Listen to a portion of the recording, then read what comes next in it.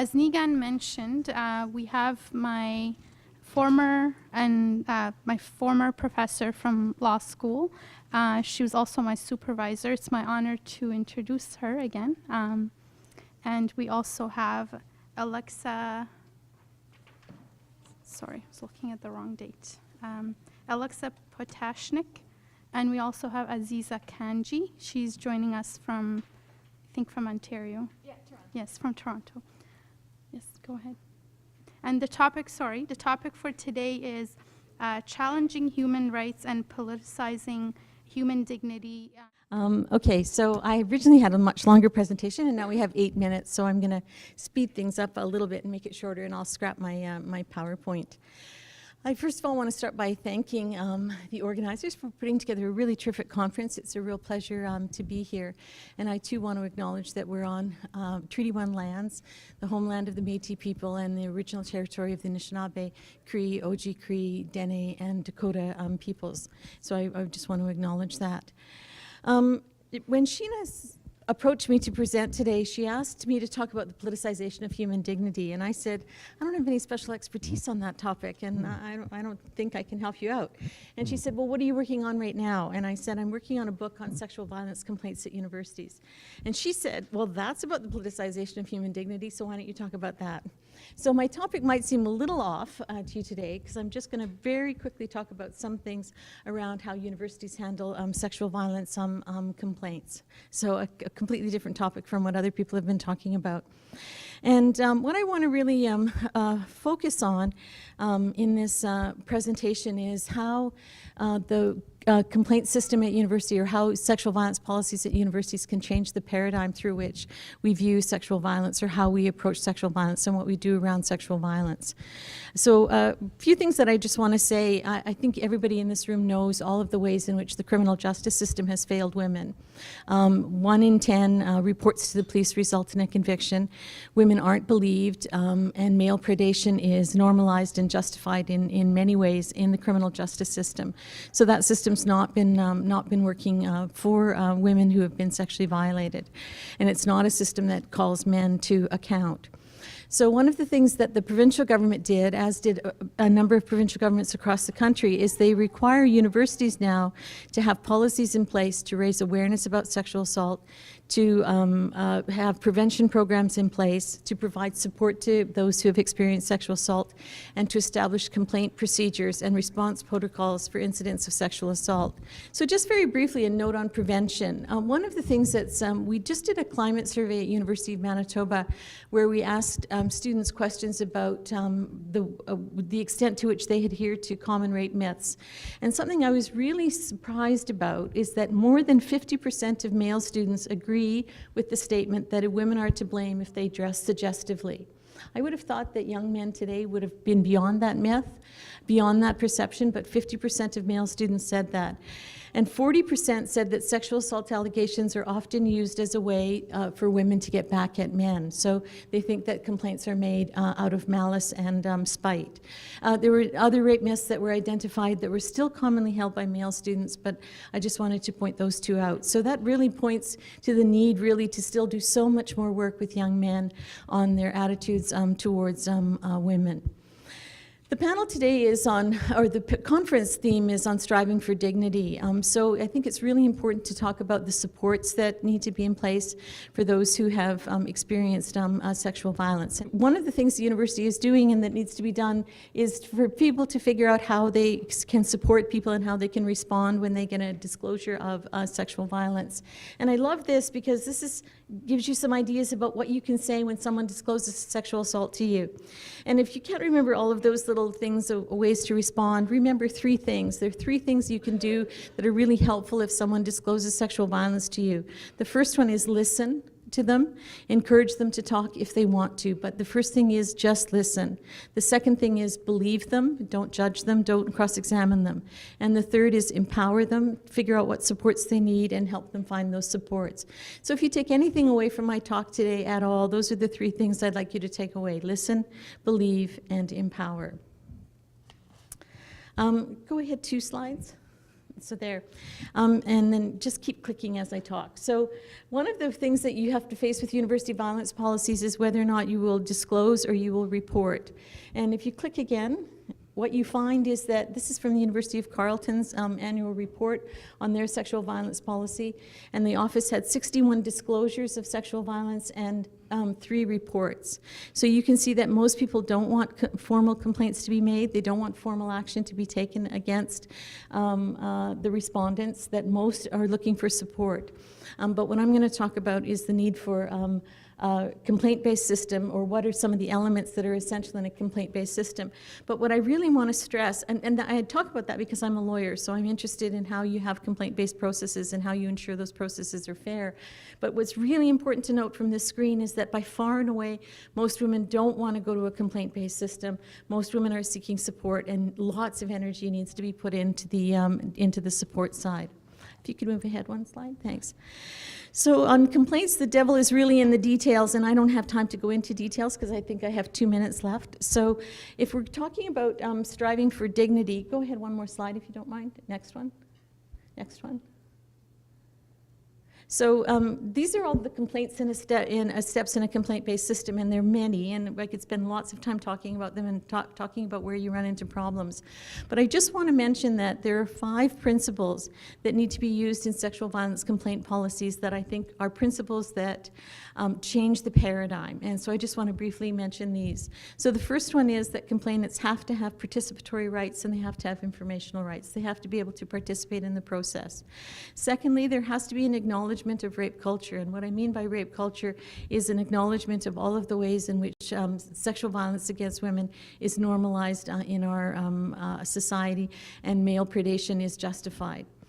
The third thing is that the policies have to be survivor-centric, and what that means is they need to respond to the needs of those that are making complaints. And so I'll give you a simple example.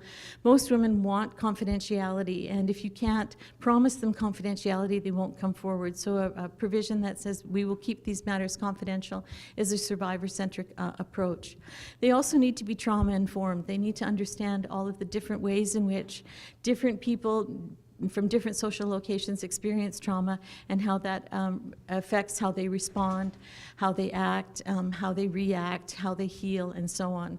And finally, to the extent to which participatory rights, acknowledgement of rape culture, and survivor-centered attitudes and trauma-informed processes are not attentive to intersectionality, we need to understand the places from which women are coming, and that different people will have different experiences of sexual assault based on their social location and based on their interactions with the perpetrators. So intersectionality clearly needs to be informing the processes that are used at all of these steps in the process. So that's my 8 minutes, and I'll pass it on to you.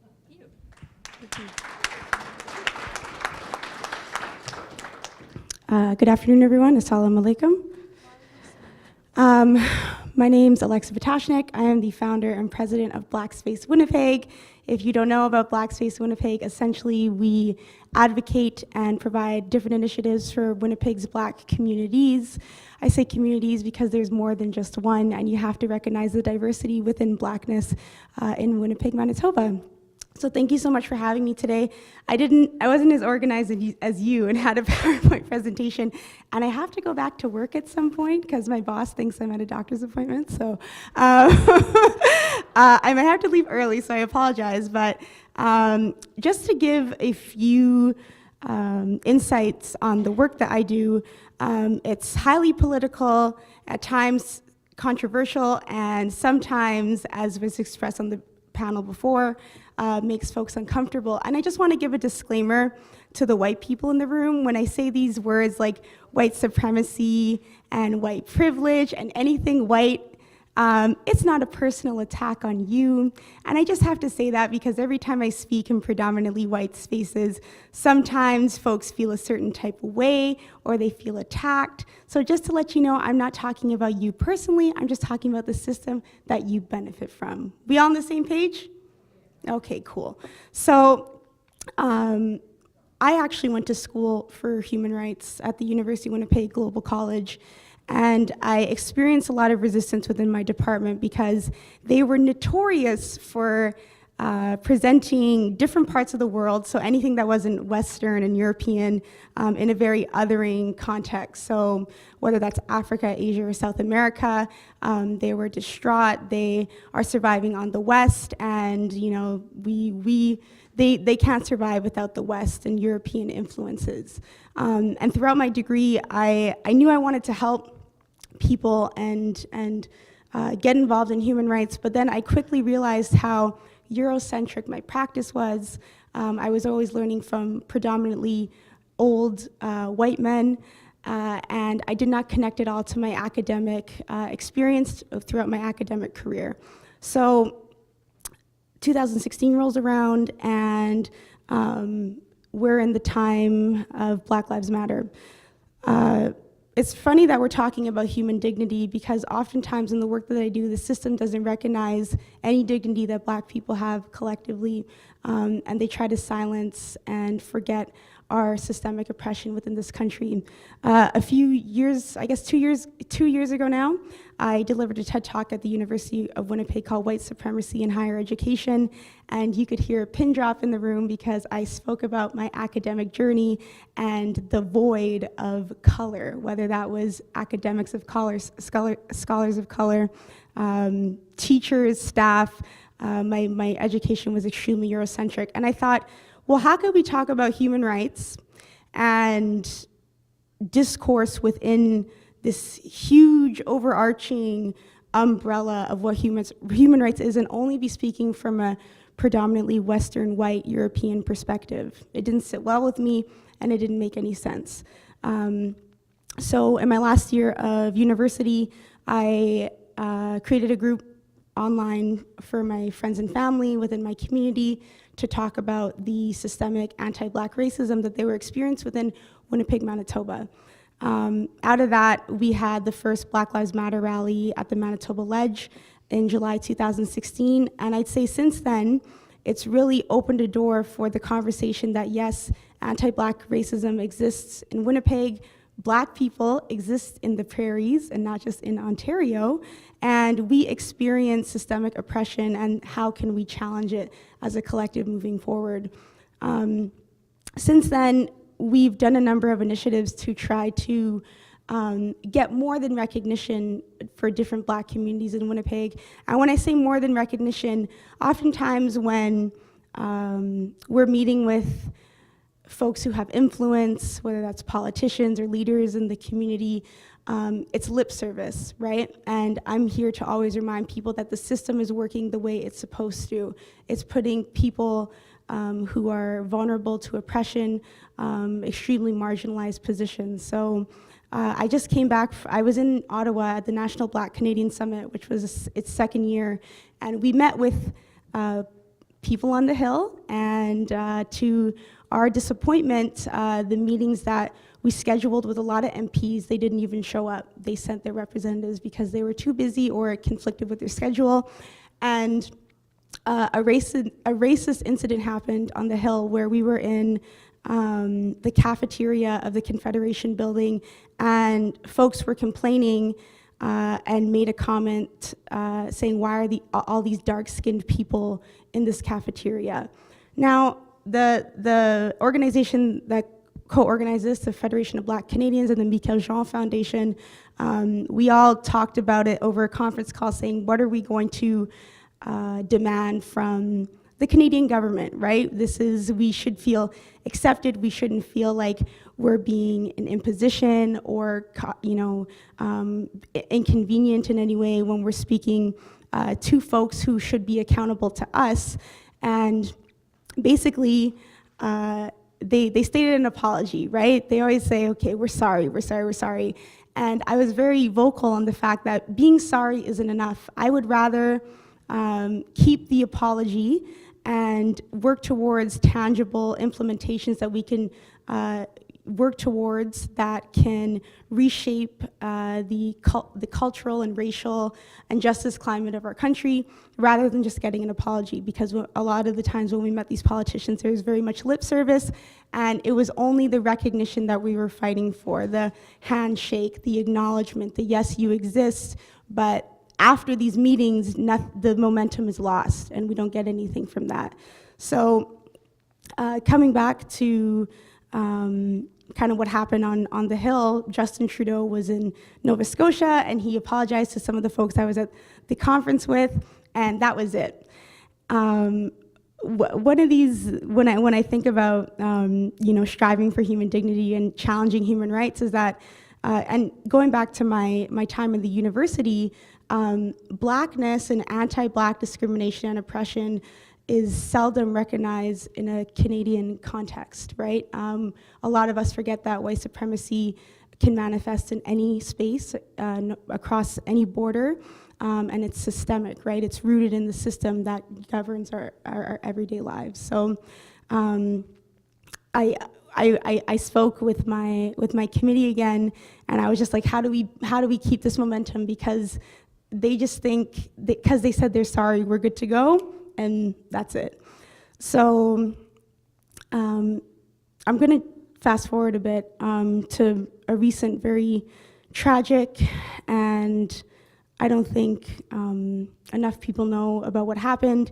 If you have been keeping up with the news in Winnipeg, on February 23rd, a South Sudanese man by the name of Machar Madut was shot and killed by Winnipeg police.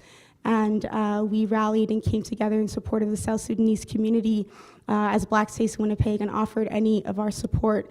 Just so you know, there's also a GoFundMe page that's all on all of our platforms on social media, and I really encourage you to go and support the family in any way you can. So we rallied at the Winnipeg Police Department March 1st. That was it last week? What day are we at now? 2 weeks ago, almost. And it was great. A lot of people came and they said, Black Lives Matter and there's injustice and, this happens in Canada and we can't sweep this under the rug. And now that momentum is starting to slow down because people think that when they come to the rally, that's good enough. I came here, I took a selfie, I hashtag, it shows that I care, let me go back to my everyday life. But the fact is, when communities that are vulnerable to state oppression and violence and police brutality, when you leave that protest, they still have to deal with the injustice, right? And I think we're in a very important and fearful time because Canada has this very this superiority complex where we look at Donald Trump and what's happening in the States and like, well, we're not as bad as them, so we're getting off scot-free.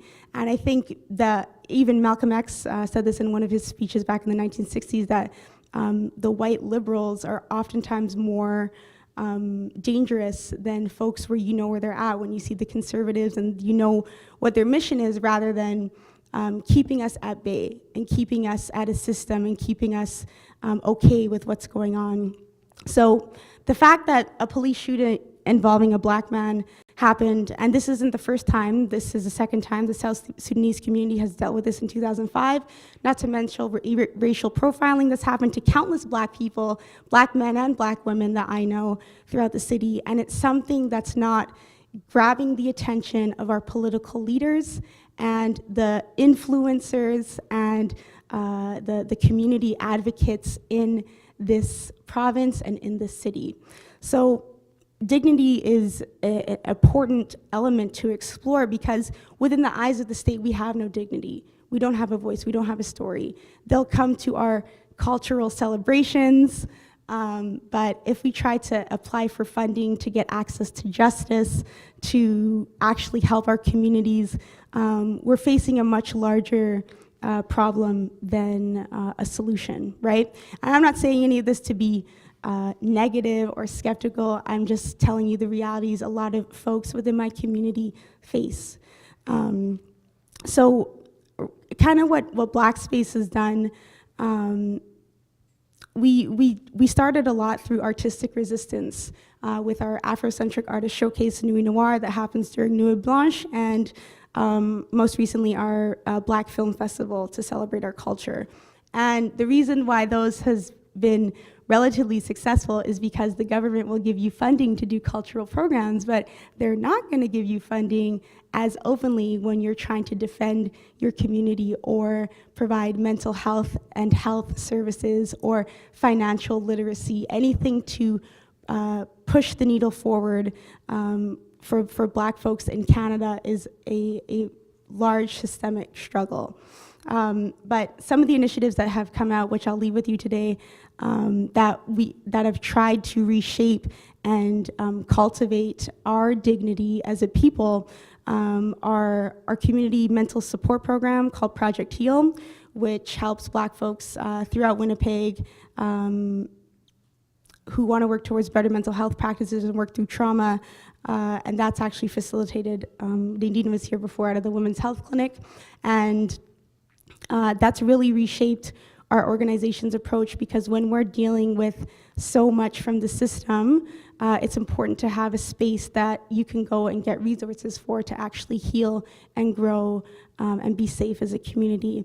And most recently, we're really passionate about the fact that we don't want to just have conversations anymore. I think since I've been doing this work for 5 years, I've probably been on over, I want to say 50 panels. I've had the same conversation, and from what my elders and my mentors in the community have told me, we're still facing the same issues. Racism has not gotten any better. White supremacy is still alive. And my kind of question I want to leave to you is, what is it really going to take to hold systems, whether that's the Winnipeg Police, whether that's our government, accountable when injustice strikes within our communities? And how are we really going to push progress forward, not in a way that's disingenuous or not authentic or just comfortable for everyone? Because when we talk about human rights, it's often the comfortable approach. I'm coming from a Black radical advocacy approach, right? And that's what my department lacked, going back to my university career, is that they never wanted to talk about Black Lives Matter. How can you not want to talk about Black Lives Matter? Isn't that a human rights issue? It absolutely is. But given the manifestation of anti-Blackness and that dehumanization of Black people over a history of genocide and violence, it's very hard to convince the system sometimes that our dignity should always matter. Thank you.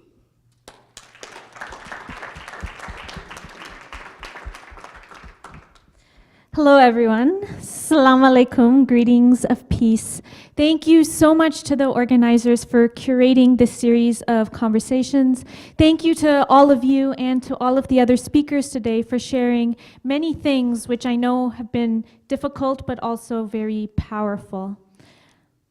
This panel today is about human rights and the politicization of human dignity. And I think for all of us who are concerned about histories and present structures of racism and colonialism, human rights are a tricky thing.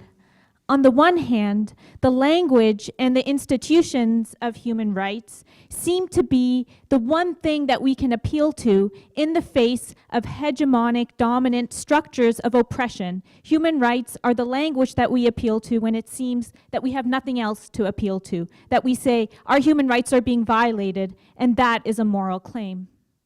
On the other hand, however, we see all around us the gap between what it is we think human rights are supposed to be doing and the reality on the ground. In Canada, for example, we have no constitutionally protected human right to be free from homelessness, to be free from poverty. We have no constitutionally protected human right to have clean water or a clean environment or clean land. In other words, for the marginalized, it is precisely the material conditions that would make the civil and political rights that are protected as human rights meaningful that are exactly what is missing from what is constitutionally protected. At an international level, we see how even though the Rohingya, for example, have been recognized by UN investigators to be experiencing some of the most severe violations of human rights, including the crime of genocide, despite this recognition of extreme violation of human rights, there is no protection and no justice for the Rohingya. And now with the Uyghurs, well, it has been recognized that the Uyghurs, millions of Uyghurs, are being held in concentration camps and being brainwashed into anti-Muslim ideology. There is no justice and there is no protection for the Uyghurs. We see problems not only when human rights are made absent, but also when human rights are made present. Not only when human rights are ignored, but also in many cases when human rights are invoked to support projects of militarism, for instance, with the wars in Afghanistan and Iraq being justified in large part as projects to protect the human rights of Muslim women who were represented as being in need of rescue. And this is not a new dynamic. There is an entire body of critical legal scholarship called Third World Approaches to International Law, dedicated to tracking the continuities between the way that colonial powers appealed to the languages of rights and liberation to justify their colonial projects. We had a whole panel on critical approaches to feminism. We know that the language of protecting women's rights in countries from India to the Middle East to Africa was a central pillar of the colonial project. The so-called Scramble for Africa, a conference in the 19th century when European powers got together and decided among themselves how they would draw lines on Africa and divide it up among themselves, was rationalized as a project to end slavery on the African continent and spread rights and liberation in Africa. So this is not a new dynamic. Sometimes when it comes to human rights, I think it's tempting for us to dismiss these colonial and imperial and dominating applications of human rights as misuses, as erroneous instrumentalizations of human rights. But I think that that's a bit of an avoidance tactic. It's an escape route which allows us to avoid the difficult work of grappling with the colonial and racist foundations of international human rights discourse. Human rights, international human rights, the human rights institutions and documents that we have were developed in a colonial context. This is not to say that people from the global south did not contribute to the making of human rights. There is, in fact, a growing body of scholarship documenting how global south voices were very important in forwarding certain counter-hegemonic interpretations of human rights. However, we have to recognize that the body of human rights that we have was born of the world that colonial modernity gave us, and so reflects its dynamics of power and its hierarchies. So that many of the concepts that we have to work with in human rights encode colonial modes of knowledge, power, and being. This includes the very concept of the human itself, which lies at the very center of human rights discourse. We know that the idea of the human was not meant to protect all people who are biologically human equally. Not everyone's humanity is equal. In fact, the idea of the human, and this is something that is continuously being excavated by decolonial philosophers as well as critical legal philosophers, the idea of the human was built around the template of the European, white, heterosexual, property-owning man, with everyone else denigrated in comparison to this paradigmatic human as being of lesser humanity, whose humanity would always be compared to this paradigm of what it means to be considered human and be considered lesser in comparison. The problem with this idea of the human is not simply that it is exclusionary or that it marginalizes those who continue to be pushed to the margins of our society, but that it was explicitly built through the exclusion and the erasure of other ways of understanding what it means to be human. The ways of understanding to be human that emerge from the colonized populations. As Nigan has so beautifully reminded us over and over again, this is an idea of the human that is not, unlike the idea of colonial humanity, created through separating the human from all that is non-human, whether it be non-human animals, the land, the water, the wind, and the sky.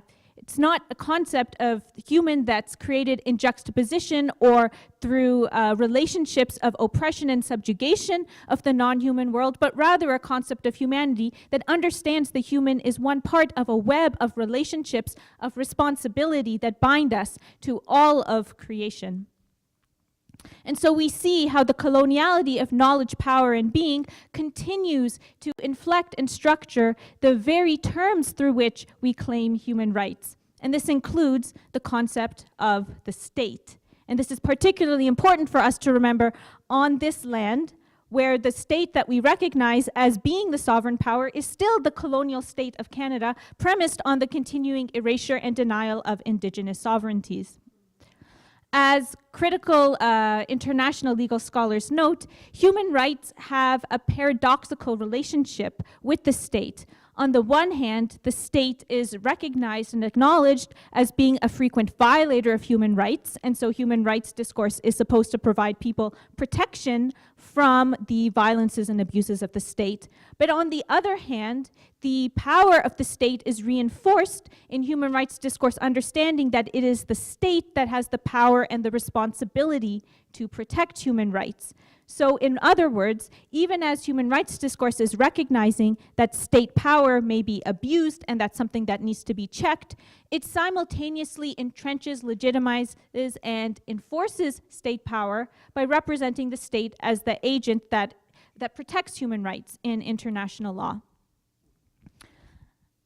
As the Dene philosopher Glenn Coulthard points out in his amazing book, Red Skin, White Masks, when communities appeal to the state for recognition of their rights, and he's talking particularly about Indigenous communities, but I think as non-Indigenous people who also exist in relationship to the state, this is something that we also have to think about.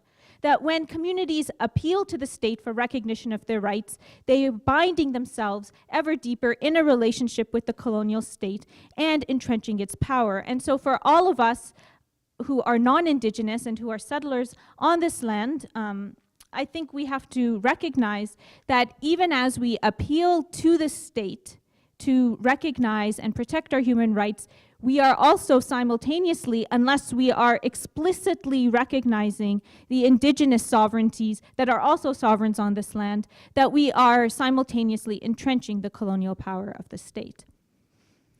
All of this is to say that human rights are inherently political, not in the sense of partisan politics, liberal versus conservative versus NDP versus Greens, but political in the sense that human rights are inseverable from struggles over power.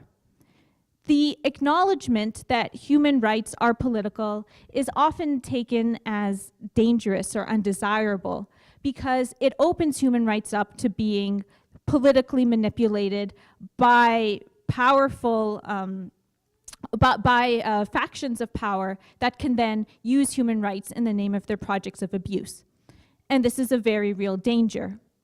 However, recognizing that human rights are political is not only a danger, but it is also an opportunity, because it means that through our politics, we can articulate different visions of what it means to love, what it means to have justice, what it means to be free, that aren't constrained by the terms of colonial modernity's discourse that have been handed down to us. When we think about human rights as unpolitical or depolitical, it can often be easy for us to forget how things that we now take for granted, the idea, for example, that we shouldn't have explicit racist requirements in our immigration law, the idea that people shouldn't officially be barred from voting because of their race and gender, things that we now take for granted weren't things that dropped down from the sky, and they weren't things that were given to people because they said, I have a human right to this, and so then it was granted to them. These things that we now take for granted were the product of tremendous struggle by the very people who today now would be called terrorists or subversives or be monitored by CSIS and RCMP for engaging in the kind of political activism that they do. We are the beneficiaries of those struggles, and we live in the world that has been created by those struggles, including all of the limitations that still exist within them. Just as others will one day live in the world that has been created through our struggles. As the great revolutionary thinker Angela Davis reminds us, freedom is a constant struggle. This is a responsibility, but it is also a possibility. It reminds us that through our struggle, we can continue to create new worlds of freedom and justice and love and hope beyond the terms that have been given to us through the colonial legacy. Thank you, everyone.